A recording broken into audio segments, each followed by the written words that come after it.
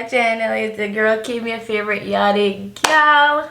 Alright y'all, so I've seen this video on YouTube floating around. A couple of people have done it, and I don't know if it's a challenge or what, but basically it's they've titled it like my glow up story. Yeah, I don't think I'm gonna title it my glow up story because I mean I'm not where I necessarily want to be in life yet, and I don't feel like I've glowed up, but in a sense, yes, I have. So I don't know what the title is gonna be, but basically I'm just gonna talk about my journey so far into adulthood, and it's gonna be job related. So I'm gonna talk about like my first careers growing up, and like, you know, like one thing led to the next, to the next, to the next, to where I am today. So if that sounds fun and interesting to y'all, then just keep watching this video. Alright, so where are we gonna start? I've always sort of been a independent little girl.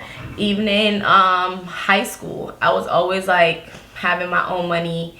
My grandma instilled in me from a very young age. We used to, in Jamaica, there's this thing called Pardna.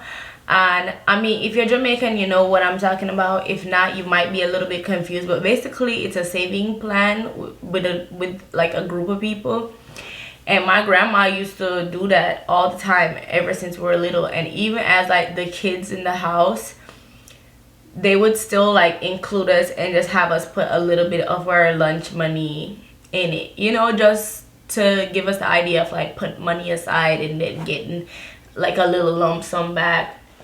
Okay, yeah, so I always was like having money, and I always loved having money, honey. Like, yeah, I love having my own money. So then in high school, I would always want to go out, and my parents will always like not really want to tell me no. So they would be real creative in different ways to just be like, no, you can't go. And for a while, their new thing was, I don't have the money to give you to go, like for pocket money or to buy you an outfit or none of that. So no, you can't go. So I caught on to that, and my mom used to give me my lunch money, like my entire lunch money for the week.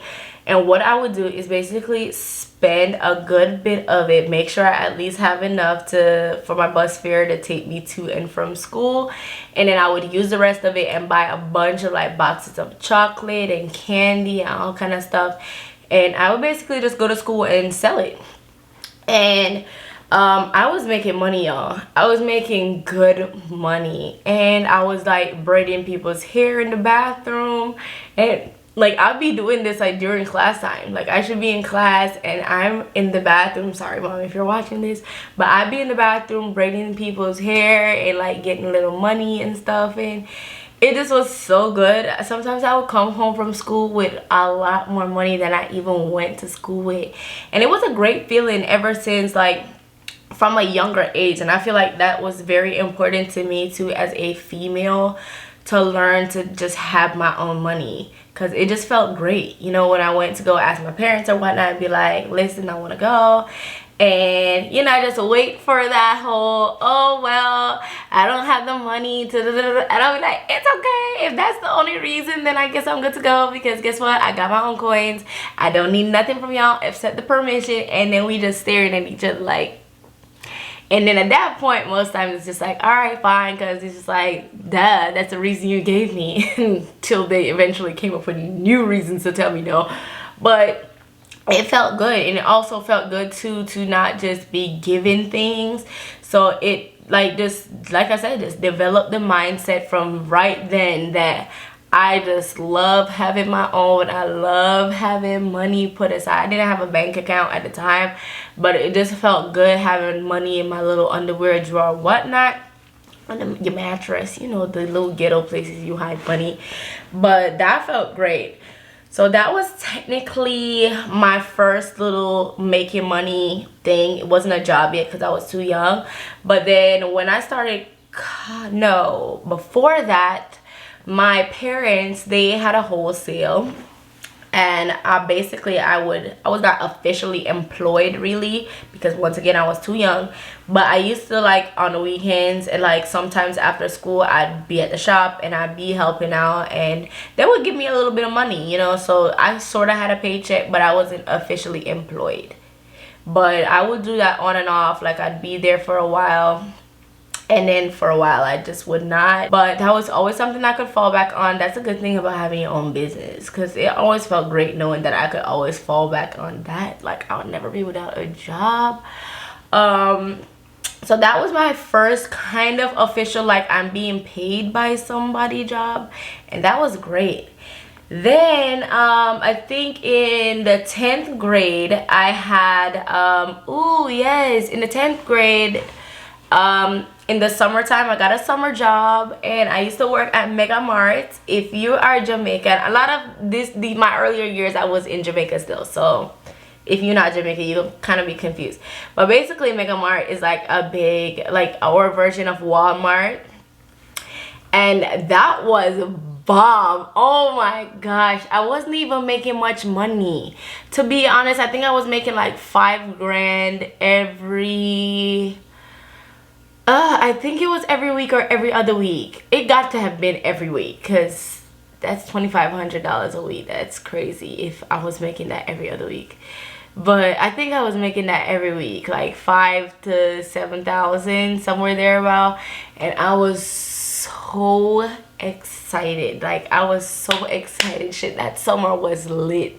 I could like, I'm just thinking back right now, that was a summer where I started going to a lot of parties. I was going to a lot of like water parties, Marco Polo, and all of them, because you know I had my money in. So I was like working and buying clothes and just it was such a hot girl summer. Like before Megan or nobody said hot girl summer, it was a hot girl summer, you heard? And my little girlfriend that we used to go with, I know they're probably, if they watch this, they're gonna be like, yes girl. And we used to have like the little bubble slippers and stuff. Listen, it was so much memories. That was some fun times. I really loved that job, and it was really cool too, because that was my first job kind of like working in a kitchen.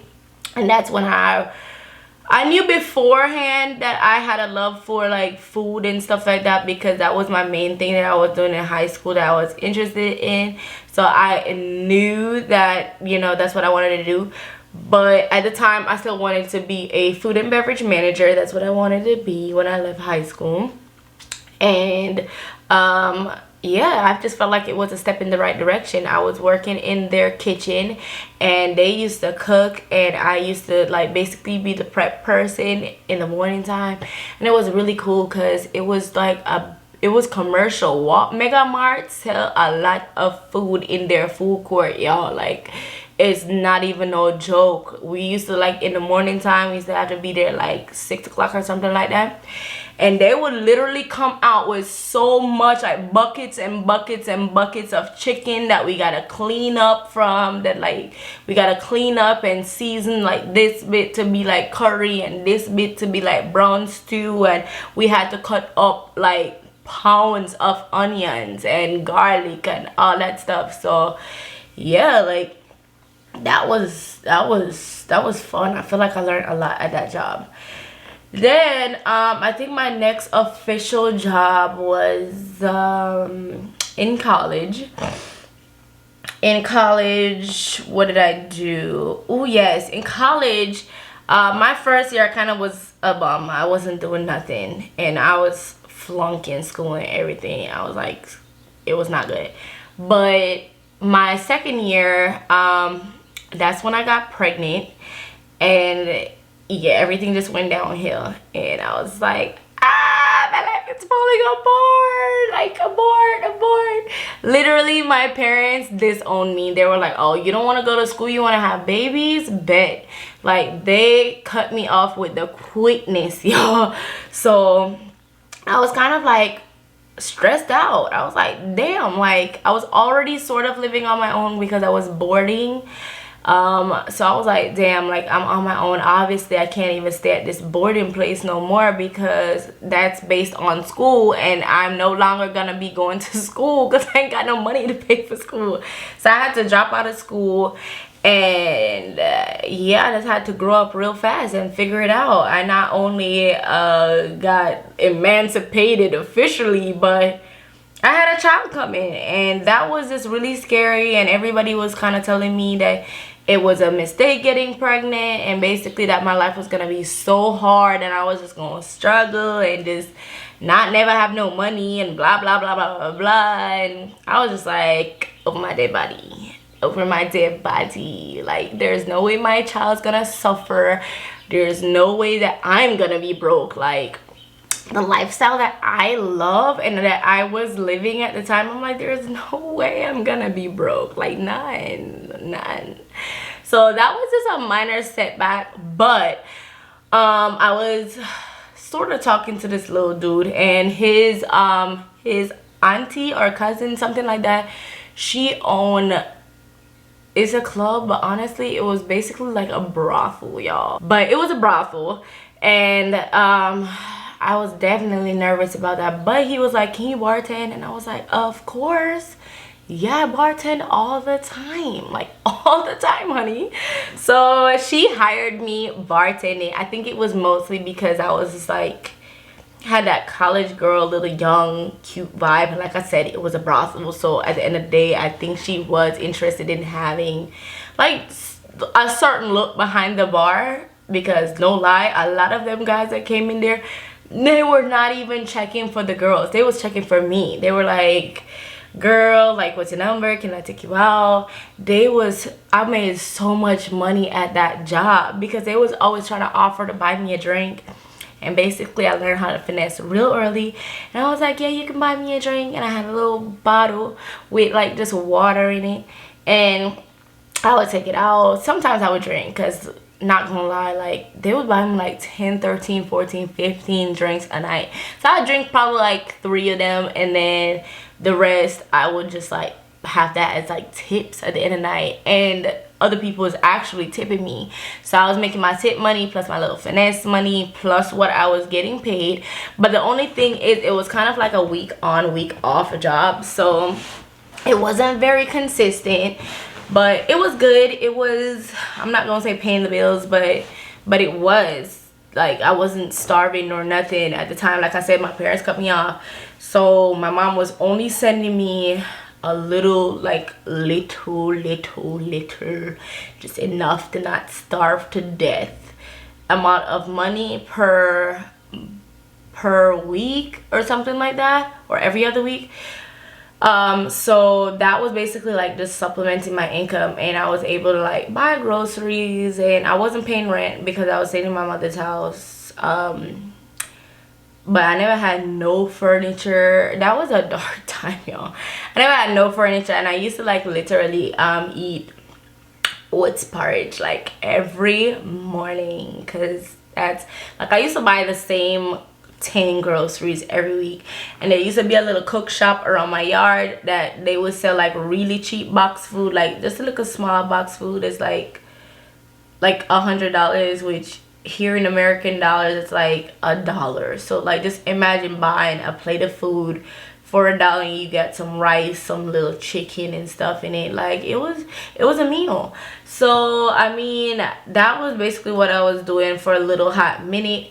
Then I decided that I wanted to come to America and have my baby here, because I just felt like it was a smart move in order to secure a good future for my child. You know what I mean? Like, my life's difficult right now, but there's no reason why her life need to be difficult. So basically I begged my family to, you know, like, let me come over here and figure it out and whatever, and they were gracious enough to do that. So I'm really thankful for that. So then started my whole American thing. So I came over here, had my daughter, and the whole time I was here, though obviously I wasn't working because I was a visitor. So I was here visiting, and I just stayed for the rest of my pregnancy, had my baby and all that stuff. And then I went back to Jamaica. When I went back to Jamaica, I had a little bit of money, and I decided, I was like, what did I do? I don't remember. Oh my god, like, it's just so much stuff, because it's a lot of times too that I was working like 3 jobs at a time. So I know this video is gonna be long. I'm probably gonna have to do a part 2 to this. Yeah, I'm gonna cut this right here, and I'm gonna do part 2 once after I past a certain, yep, I'm gonna start a part 2. So I'm gonna end this video right here. If you want to see what happened from, because by this time I was like 20 years old, so if you want to know what happens next, then go ahead and watch part 2 to this video. Bye.